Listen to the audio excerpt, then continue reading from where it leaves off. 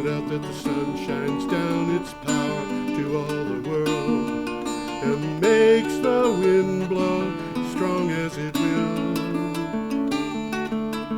I wonder how gentle rains can fall upon the land, so lovely earth can stay lovely still.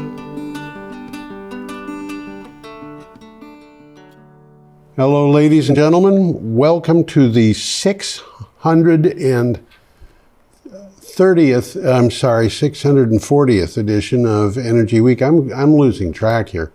640th edition of Energy Week with George Harvey. Me and Nancy Wolf is not here, as you can see. She had pressing things to do, and I'm sorry she's not here. But, you know, you play the hand you're dealt. This show is news aggregation about energy and climate change, which consists of 3 news items every day, taken from my blog, geoharvey.com. You can find things by going to the blog and looking at the date that I give you, telling when the thing appeared. If you miss, by the way, you could go to the next date and see if it's on that one. We're going to be starting on the 4th of September, which is a Thursday, and ending yesterday, which is Wednesday, the 10th of September. You can go to geoharvey.com, my blog, geoharvey.com, to look for the sources, the blog listing, which has a link to the original article.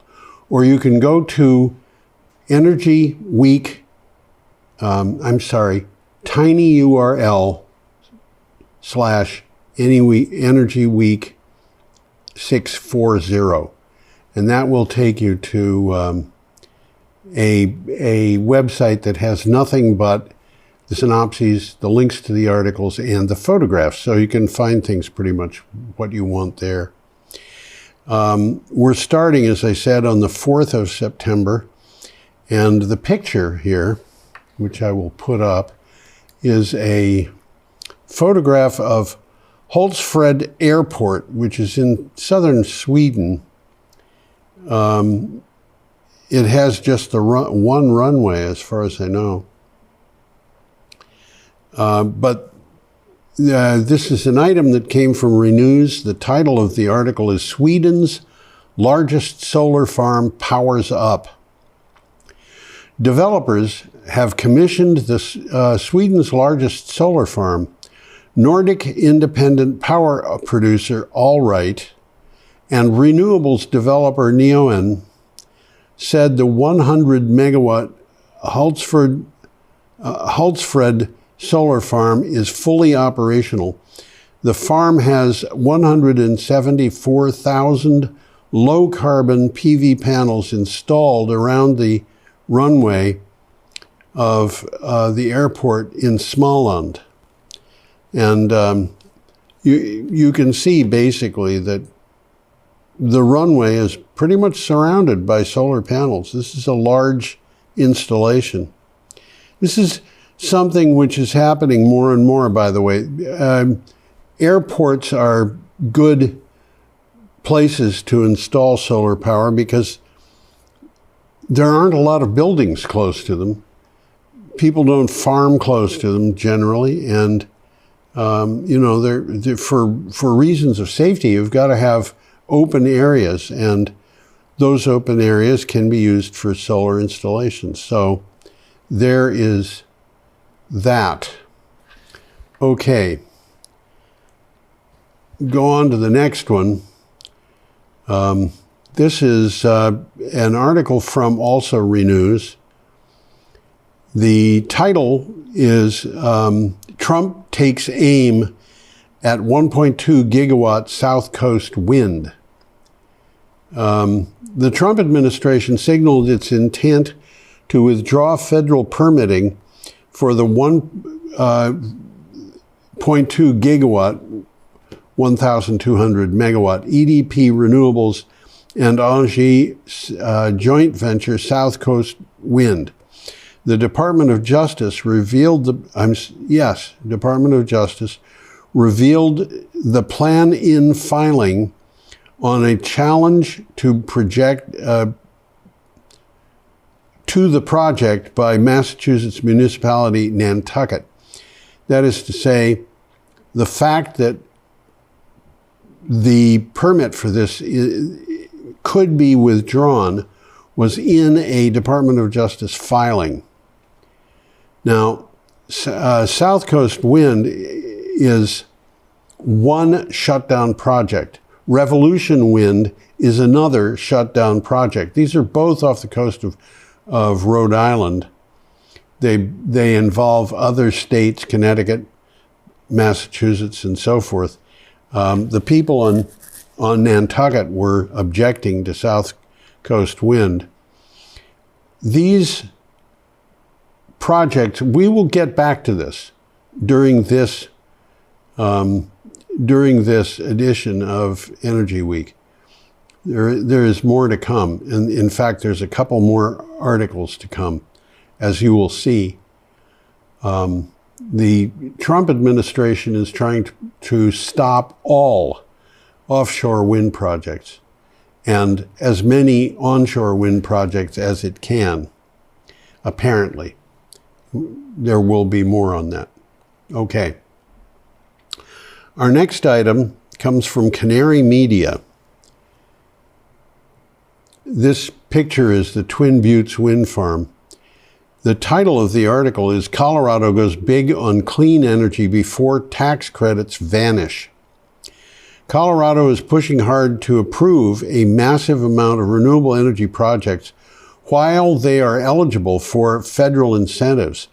The Republican tax and spending law that passed this summer drastically shortened the timeline for wind and solar projects to qualify for federal tax credits. This is something that I'm going to put that up. I don't know that I had it up, so you can see what that wind farm looks like. And by the way, out west, wind farms are huge. This picture really doesn't give you an idea of how big some wind farms are. There are wind farms out west in places like Texas that are bigger than a county. And when I heard that, I started calling around to find people who lived in the wind farms, because clearly if it's bigger than a county, it's going to have towns in it, farms, and so forth. And the people basically, by and large, don't object to them. They hire a few people, they pay taxes just like everybody else. They pay taxes based on values, so they pay a lot of tax. And the people who live in the county don't leave because of a wind farm that came along. They just stay there, and farmers keep farming. Cattlemen keep raising cattle. It's basically what it was. But Colorado is trying to use the tax credits that it can while they're still available. We have come to Friday, September 5th, and we have a picture of work on the Revolution wind farm and an article from Clean Technica. This is another one on these wind farms potentially being closed down or being closed down. The title to this is Danish firm Ørsted vows to save offshore wind farm Trump wants to crush. In his campaign for president, Donald Trump made many campaign promises, one of which was to obliterate the U.S. offshore wind industry. He has been trying. Now, Ørsted plans to revive one of his victims, the 704 Revolution Wind project off Rhode Island. This again is one of the projects that I was just talking about. We will have more on this in this show. For right now, the story is Ørsted, Rhode Island, and Connecticut are suing over this particular wind farm. And as I said, there is more to come on it. Okay, the next item is we have a picture of an E175 EP5 turbine from Enercon. This news article comes from ReNews. The title is Enercon Adopts New Renewables Strategy. Enercon is going beyond manufacturing turbines to offer an expanded portfolio of green energy solutions to wind farm developers. Its flagship, let me put that up so you can see it. Its flagship E175 EP5 turbine is taking center stage, but the company is offering to include battery energy storage, optimization, and grid connections. Now, I should mention the business of optimization is important. Grid connections you have to have or you can't sell the power. Battery energy storage is being incorporated into more and more solar and wind projects where they have battery storage right there. And the idea of battery energy storage is to firm the resource. Now, in the case of wind, you have variable wind. It goes up, it goes down. Sometimes it goes to nothing, not often when you consider the size of a wind farm. 98% a wind farm of the time, 98% of the time a wind farm will be producing some electricity. Not necessarily very much. It varies its output. A solar obviously is not going to be producing electricity at night, or for that matter in a heavy rain during the daytime. The idea of incorporating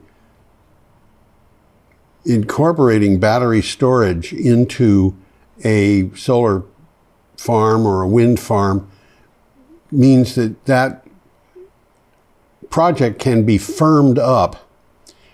And the term near firm, I think, might have come from NextEra Energy, which is the largest electric utility in the United States by some metrics. NextEra Energy defined near firm as at least as reliable as nuclear for dispatching energy on demand. And that's saying a lot. Now, nuclear is not as reliable as some people think it is. A nuclear plant generally runs flat out, but every once in a while plants fail for some reason. A cooling system might spring a leak or something like that, and the plant has to shut down. And if it has to shut down for more than a few days, it can take a week or more to get back online, because the nuclear reactor has got to spend a lot of time bringing the boiler up to temperature so that it can provide the steam that, if that's how it works. There's other ways of doing it, but it takes a long time to heat things up to the point that the reactor can actually produce whatever it's producing to run a turbine. I believe it might always be steam, I don't know. But it takes time. And when NextEra was talking about near firm solar and near firm wind, it was talking about something that was at least as reliable as nuclear. which means it's possibly more reliable than nuclear. It has a better quality of electricity because it can, with a battery, it can change output to follow demand, which nuclear can't do. Nuclear cannot change power to meet demand unless it's a nuclear plant like the ones that they have in submarines and aircraft carriers, but they are extremely expensive to operate compared to the ones that we have on land, which are base load, which means that they just produce a level amount of electricity all the time. And if demand goes up, which it does almost 100% of the time, it's above what these baseload power plants can produce, that extra is produced at high expense. So the baseload power system is not as clean, as simple as one might think. And it's also not as reliable as one might think. Okay, our next item comes from Renews, and the title is Contour Global powers up 185 megawatt U.S. solar park. A solar park in Colorado was powered up by Contour Global. The 185 megawatt Black Hollow Sun 1, which is what's on the screen, is the first phase of a larger solar project. It has begun delivering electricity to the Platte River Power Authority. The facility is near the town of Severance. It is Contour Global's first operating U.S. renewable plant. And that basically just speaks for itself. That's a big solar facility. 185 megawatts is huge. The solar facility at the old town landfill in Brattleboro is 5 megawatts. At one time, I believe that was the largest solar facility in Vermont. It's still big by Vermont standards, but this thing is 185 megawatts. So it's, what is that, 37 times as big? I don't know. Anyway, we're up to Saturday, September 6th. We have a picture of a Hyundai plant in Georgia. This plant was being built, I believe, to produce batteries. This article comes from ABC News.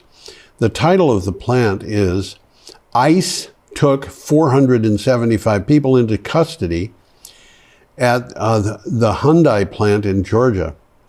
U.S. immigration authorities arrested 475 people in a raid on Hyundai manufacturing site in Georgia. Steve Schrank, a special agent in charge of Homeland Security's investigations in Atlanta, said at a press conference. Those taken were all employees of contractors.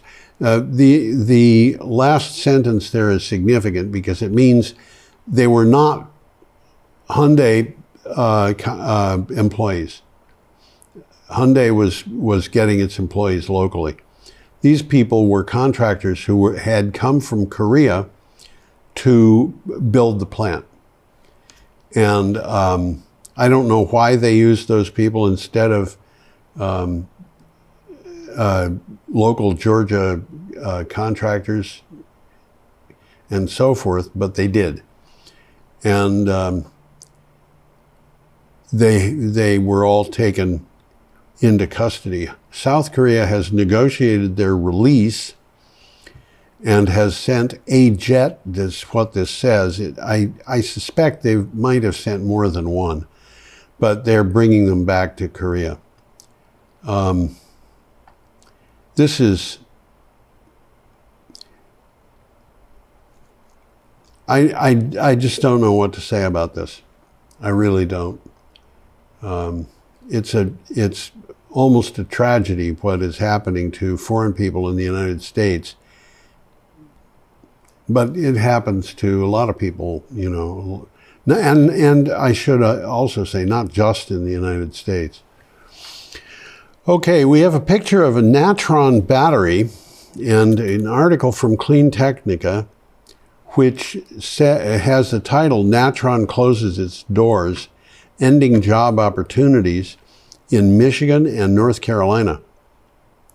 Natron Energy was to develop sodium-ion batteries as a cost-effective, sustainable alternative to lithium-ion batteries. With federal incentives, which had been voted into place in the Inflation Reduction Act under Joe Biden, it was to build a gigafactory in North Carolina. Now, with the one big bad bill, it's gone bust, taking its jobs with it. So we will have more on this also in this show.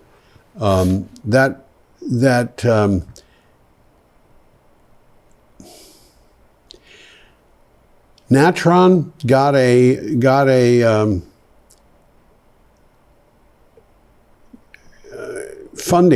funding from the federal government, and the funding was cut off. And not because of anything Natron did wrong. I should point that out. There was no malfeasance or anything like that. They were funded, and they were going to build a gigafactory, which meant that they were going to produce 1 billion of something. And my guess is that that was probably a gigawatt hour of battery storage every year.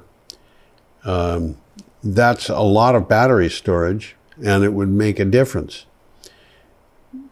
It would make a difference technologically because sodium-ion batteries have a bunch of advantages over lithium-ion batteries. The problem was that the people who were using or making lithium-ion batteries really didn't know how to make sodium-ion batteries until very recently. And so the sodium-ion batteries have not been available on the market, in the marketplace. Lithium-ion batteries do burn. I had a friend once who was a technical editor and consultant, and somebody called him about a job, seeing if he wanted to do it. And they said the job depended on his owning a gun. And they were going to take him to a brownfield site where they had a battery, not a big battery, it was a small battery, but they wanted him to shoot the battery and then tape what happened after it was shot. And he said that the battery started smoking about 1 minute after it was shot. Lithium-ion battery. Lithium-ion batteries burn. Sodium-ion batteries do not burn. Sodium and lithium are both extremely reactive metals. Either one of them, if you drop it into water, you first of all, you would not want to handle either one with your hands. But if you drop either one of them into water, you're likely to have, in the case of lithium, I believe it always happens. In the case of sodium, it does sometimes. But you're likely to have this very light metal dancing around on the top of the water because it's very light, burning because it is reacting with water and giving off hydrogen gas and making enough heat to ignite the hydrogen. And this was one of those things I showed my kids when they were very young. You know, here's a little test tube that has oil in it, and in the oil is a small amount of lithium, and I'm going to pull that out with a pair of tweezers and drop it into a bucket with water, and I want you all to stand back in case something happens, but, you know, be where you can watch this thing. And it caught fire. Sodium caught fire pretty quickly. Anyway, sodium-ion batteries don't burn the way lithium-ion batteries do. Now, I want to point out here so that people understand. lithium-ion batteries, such as the ones that Tesla has in its cars in the United States, are not particularly dangerous in terms of fires. At least they're nowhere near as dangerous, in my opinion, as gasoline. I went to the internet and looked for how dangerous gasoline was when it vaporizes. And if you park your car in a garage and you've got a tiny pinhole in the gas tank and the gas leaks out, little gasoline comes out, it will vaporize. It'll go on the floor and it'll vaporize. And pretty soon the whole garage is full of a mix of gasoline fumes and air. And how powerful is a gallon of gasoline when it's fully vaporized in the right quantity with the air? I found a broad estimate of how dangerous it was. At one end, it was 1 gallon of gasoline has the explosive equivalent to 20 sticks of dynamite. At the other extreme, 1 gallon of gasoline had the explosive equivalent of 80 sticks of dynamite. And if you're parking your car in a garage, and people do, or having a lawnmower powered by gas in the garage or whatever, if there's gasoline, it can be dangerous. I don't think the stuff is safe. It does actually cause cancer. This is something that is, I believe, known to be. I had a friend who was a toxicologist. He asserted that it was without feeling a need to explain it. However, sodium-ion batteries are reliable, and they don't have the heating problems and the burning problems and so forth that lithium-ion has. They do have a problem that they are bigger for the same amount of power, but natron, just out of business. They had been expecting a subsidy to build a plant, and the plant's gone. Now, we're going to have more on this in this show. Our next item is from Clean Technica. We have a picture of Elon Musk's car. This is a Tesla Roadster with a dummy space-suited up driver. In orbit, this car is actually in orbit around the Earth. The title is Tesla Board Offers $1 Trillion to Get Musk to Pay Attention to Business. Okay, that's not really what happened. What really happened was they offered him $900 billion. And if he gets it, he will be a trillionaire. A board of directors of a major public corporation should not have to beg its CEO to pay attention to business. If that person is not interested, get somebody who is. But that's not how things work at Tesla, where the board is made up of slaves to the wishes of one person. Obviously, this particular item has an editorial opinion quality to it. I'm sitting here, I'm 79 years old, almost, a few days hence. And by the way, I have resolved, and I've got people trying to talk me out of doing this, but I'm not sure. I have resolved that if I live to be 80, I am going to be as cranky as I can possibly be. But that's for another time. At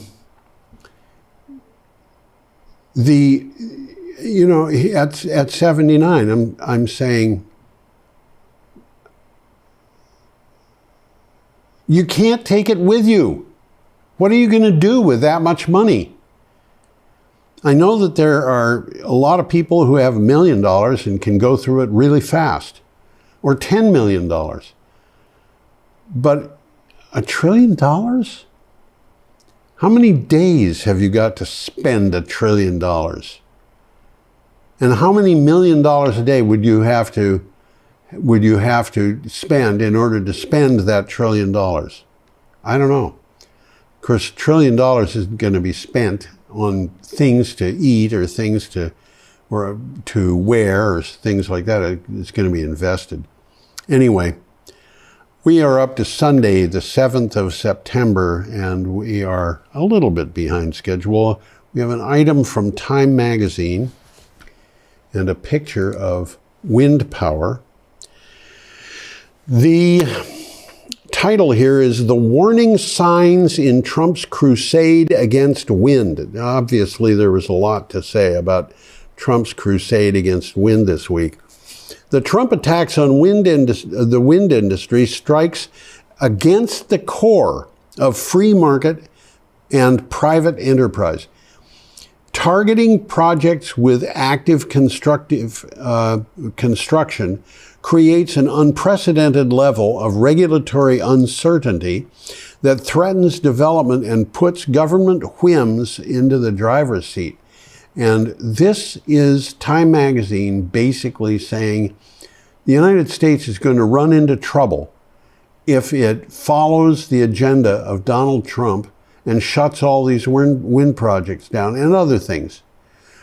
But we're running into really strange territory where, you know, at Harvard, I forget what it was, 6,000 students were threatened with having their visas revoked because of what? Because the faculty there or the operation there is too woke?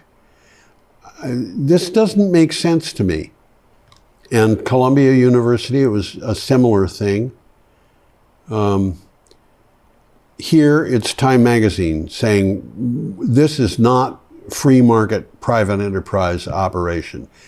Basically what they're saying is this administration is doing things that no conservative should ignore and no conservative should support. And believe me, I've been aware of that. When I was in my early 20s, almost all of my friends were conservative. I was fairly conservative myself, but some of them, I don't know what number, but some of them were members of the John Birch Society, and they were very conservative. And they believed that nothing should be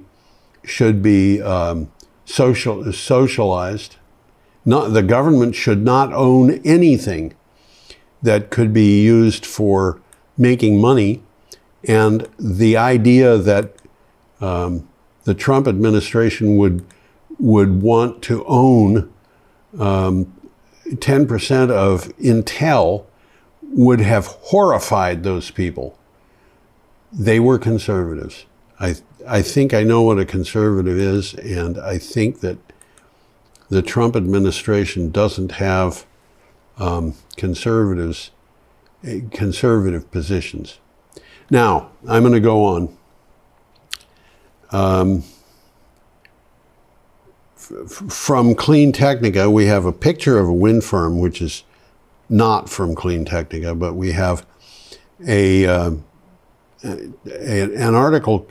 The title is "Solnit Calls the Renewable Energy Revolution Nothing Less Than Astonishing," with "nothing less than astonishing" in quotes. In an editorial in The Guardian, historian, author, and activist Rebecca Solnit reminds us how renewables are now adequate to provide almost all of our energy needs. That is to say, almost 100%. I'm going to put that up so you can look at it. The renewable energy transition is happening all around us, and it is nothing less than astonishing. And the fact that solar and wind are so cheap, they cost a fraction of what nuclear does. And in the opinion of NextEra Energy, which is the biggest American electric utility, they're saying small modular reactors are not going to be cheaper than traditional reactors. In fact, they'll probably be more expensive. But solar, the price of solar and wind is going down. The price of batteries is going down. The price of the whole thing is going down still. And The promise that we have for the future on that is that electric power is going to be extremely reliable from renewables, and it's going to be very, very cheap. Nothing else can come close, with the possible exception of a nuclear power plant that is all paid down, so it doesn't owe any debt. Okay, next item. Also from Clean Technica, this picture is a Zoox fully autonomous electric robo-taxi. I think that picture came from Zoox. I can't imagine where else it could have come from. Okay, NHTSA rule changes favor autonomous cars. This was surprising to me when I first came across it. If you want to sell a car in the United States, it must meet federal motor vehicle safety standards known as FMVSS. The old rules had never anticipated autonomous vehicles. Now the Transportation Department has announced it will create them. Federal overreach may be hidden in the plan. We will see. The author of this believes that the Transportation Department may be trying to come up with the rules for these vehicles in order to head off the state of California in making the rules. California makes its own rules that have to be at least as strict as the federal rules. Very often they're stricter for cars in the United States, and there are a dozen other states that take the California standard. I believe Vermont does. But these autonomous vehicles don't follow rules like that. Okay, I'm going to go on. We have a BYD song as a picture. We are up to Monday, September 8th. This is also from Clean Technica. The title is Global EV Sales Report. Plug-in vehicles reach 26% share. Global plug-in vehicle registrations were up 19% in July 2025 from July 2024. In the top 20 models, the Tesla Model Y stood at number 1, and the Model 3 was number 5. Both probably helped by a rush to buy before the subsidies in the United States end on the 1st of October. By the way, that is coming up in a couple of weeks. However, BYD took 10 places out of the top 20. Tesla took 2, BYD took 10. And the rest were all Chinese. BYD is a Chinese company, so China had 18 of the top 20 selling electric cars in the world. Tesla had 2, which included the number 1 car. I'll just let you think about that. Okay, this next one is really interesting. This is a UBC, which is University of British Columbia, fusion reactor. You've seen pictures of fusion reactors if you've been watching this show. This is unusual. They are usually big enough that a person can walk into them when they're cold, and they will operate with temperatures that are so high that I can't even imagine them. They're many times as hot as the surface of the sun. Okay, this is from Yahoo News. Scientists created a compact room temperature fusion reactor that fits on a tabletop. Most approaches to fusion involve enormous machines designed to squeeze plasma under extreme heat and pressure, mimicking the sun. But a team at the University of British Columbia has taken a very different route. It fits on a lab bench. Now, I want to comment for just a second on the route they took. This is, in fact, cold fusion. It doesn't say that in the article, or at least not that I recall, but it is cold fusion. It was a popular thing to talk about in about 1990. And the place where I worked was mostly scientific people, so I was hearing a lot from scientific people at that time about the possibility of cold fusion. Some of them were saying it'll never happen. Some of them were saying it could happen. And of course, the information that we had was as sparse as you could possibly imagine. But nevertheless, in this particular reactor, the hydrogen is absorbed by platinum. Platinum is porous to the extent that these tiny hydrogen molecules will just be absorbed into it. And this is something that's been known. If you have a bottle of a steel bottle of compressed hydrogen gas, it will leak out through the steel because the hydrogen molecules are so small. They apply a very small amount of heat or electricity to that platinum, and it's enough to get the hydrogen molecules, which are really close together, to fuse. And that's what they're doing. Now, do I think this is actually happening? I think they believe it's actually happening. I think other people believe that it's actually happening. And, I don't know how long it's going to take to find out for sure. And maybe that next year everybody's going to know that this is science. It may be that 5 years from now people are going to be arguing over whether it's happening. I don't know. Is it going to be important for generating electricity? Maybe, if it works, and maybe not. You have to understand, fusion reactors that are said to operate on water, you can't just use water as a fuel. It's got to be special water. It's got to be deuterium oxide and tritium oxide. Deuterium oxide is heavy water. If you look it up, you'll find that you can buy it for about $3,500 a liter or something. That's what it was the last time I looked, which was a long time ago. Tritium, you've got to get from a nuclear power plant. And so this is not regular water. And by the way, it's half tritium. So we'll just see where this goes. It could make a difference or it might not. All right.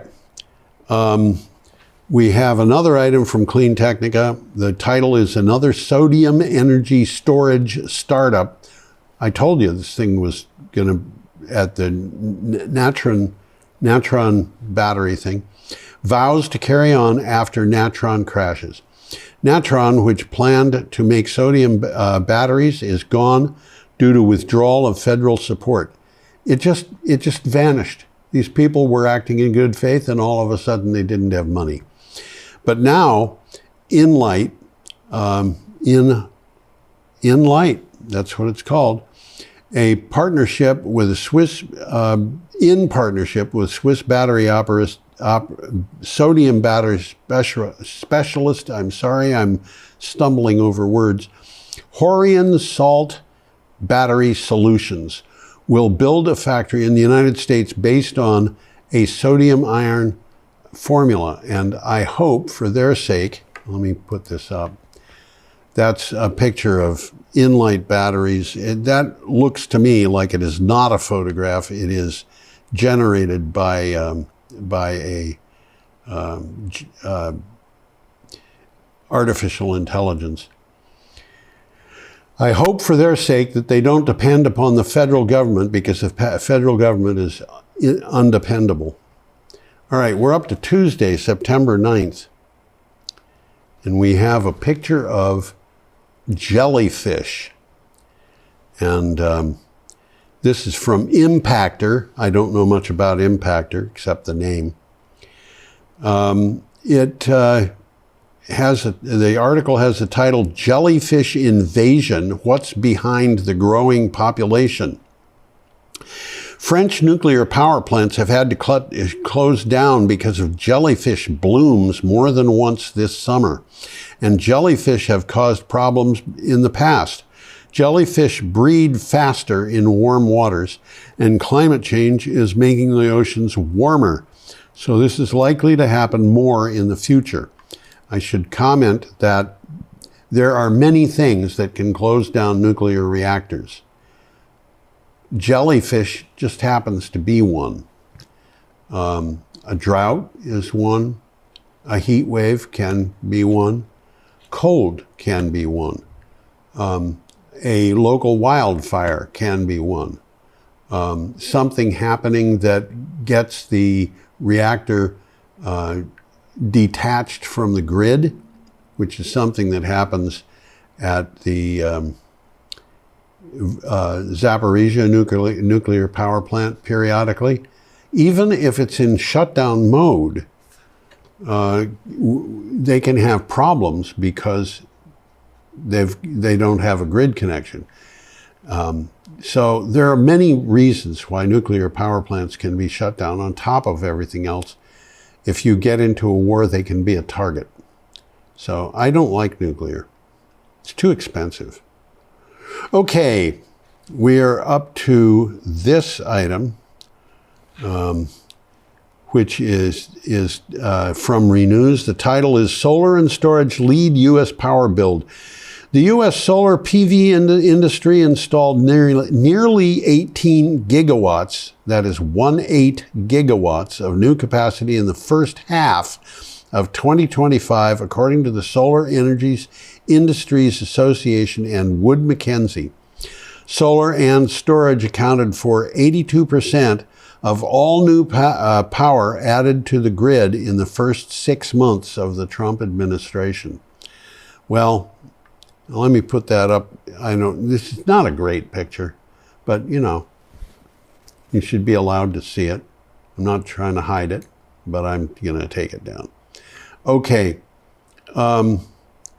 This is, I don't know what they're going to do.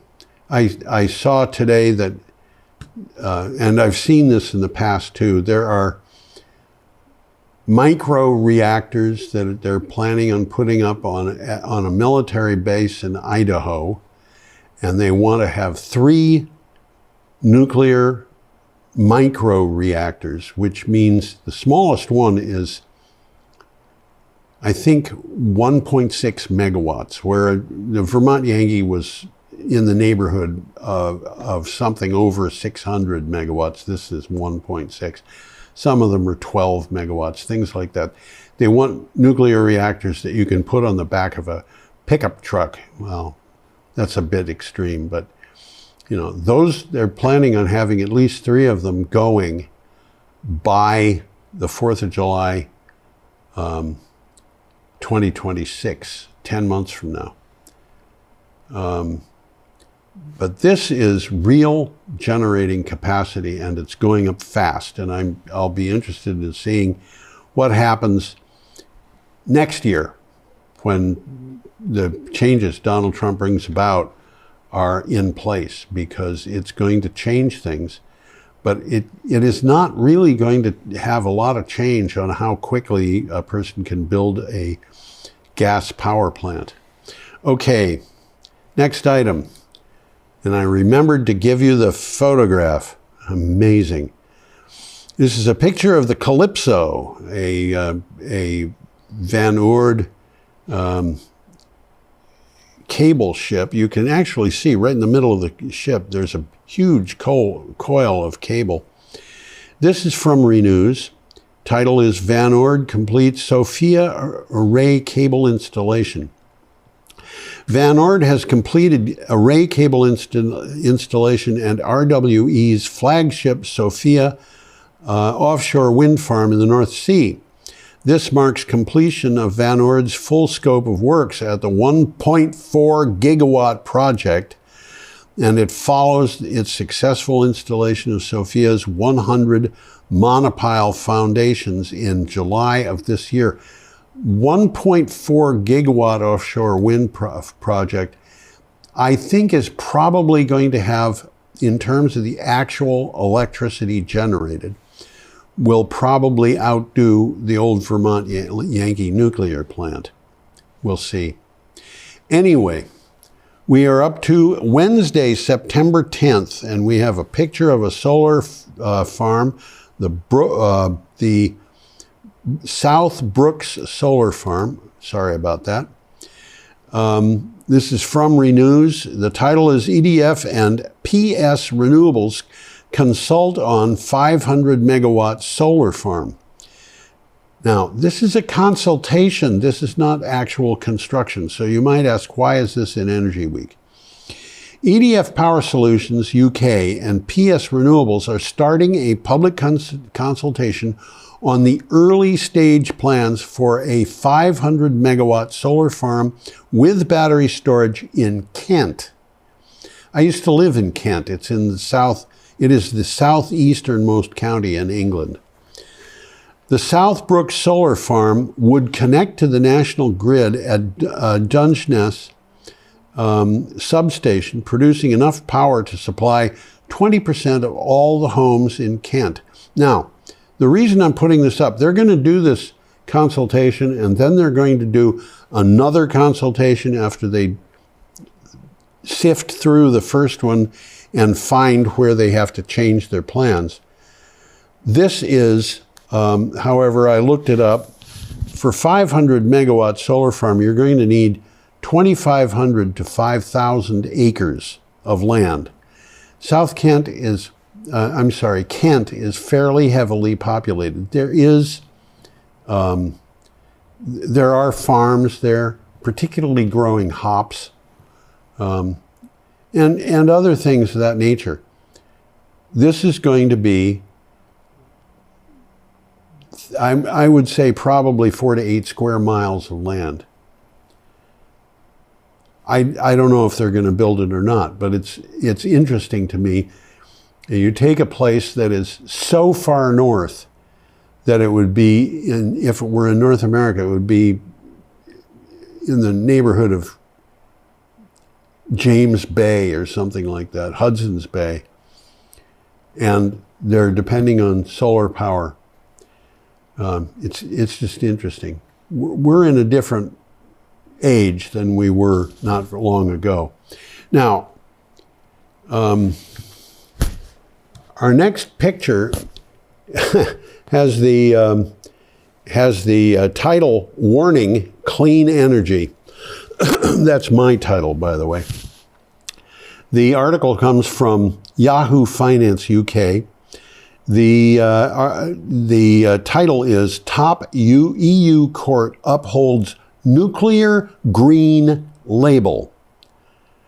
The European Union's top court dismissed a complaint by Austria and upheld the European Commission's decision to label investments in natural gas and nuclear power as sustainable. The EU argued that both have a role to play as cleaner power sources during the transition to a net zero carbon future. I think that is, there's a technical term for that idea. It's called whack-a-ding-hoy. That's the technical term. Warning, clean energy. There it is. That's why I gave it that title. Anyway, I'm going to go on. We have one more article. It's from Renews. We have a photograph of the Rifgat offshore wind farm. The title is Extend Life of Offshore Wind Farms to 35 Years. Allowing offshore wind farms to operate for up to 35 years would increase cost efficiency and electricity yields, according to a study prepared by Fraunhofer IWES. The study looked at the continued operation and subsequent use of offshore wind farms and grid connection systems. Now, what I'm going to say to this is it is what they're saying is they want to have offshore wind farms licensed for 35 years. They want the lifetime extended to 35 years. The warranty period on these turbines, they might like to see those extended to 35 years too. Right now, wind turbines are warranted for 20 years or 25 years for the most part. 20 years for the most part, or 25 years. No manufacturer is going to want to put a warranty on something that they believe is going to drop dead before the end of the warranty period. So I would take their warranty period as an indication that the wind turbines are probably going to last 20 to 25 years at a minimum. And what's the maximum? Well, for solar panels, I've seen the guarantees, warranties for 25-year period, and they just blow that away. So I think wind farms, offshore wind farms, could have extended warranties. And what this study is saying is that if they have longer permitted lifetimes, which is not based on the warranty, but is just the amount that they're permitted to have, it will be more attractive to put them in. And they will last longer. And that's just the truth. Anyway, that's the end of the last item that we have for you. And the thing that I'm wishing you this week is have a surprisingly prolific week. So I'm going to wave goodbye. I hope you come back next week.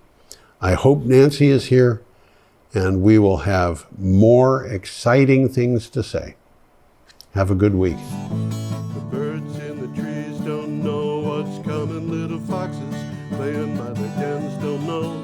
The apple trees sleeping in the orchard are unaware. Change has fallen upon us. We lose more and more with every delay. The good news is we're all in this together, and when we see we're together, we can work things out. We are the agents of changes we see in the world. We can make things better, but we can fail.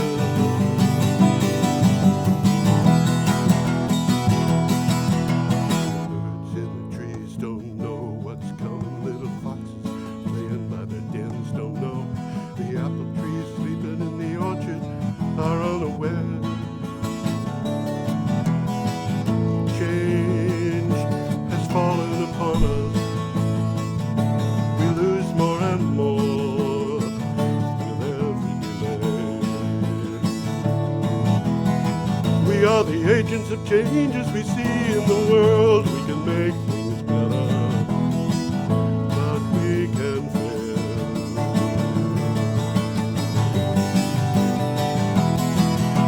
The good news is we're all in this together, and when we see we're together,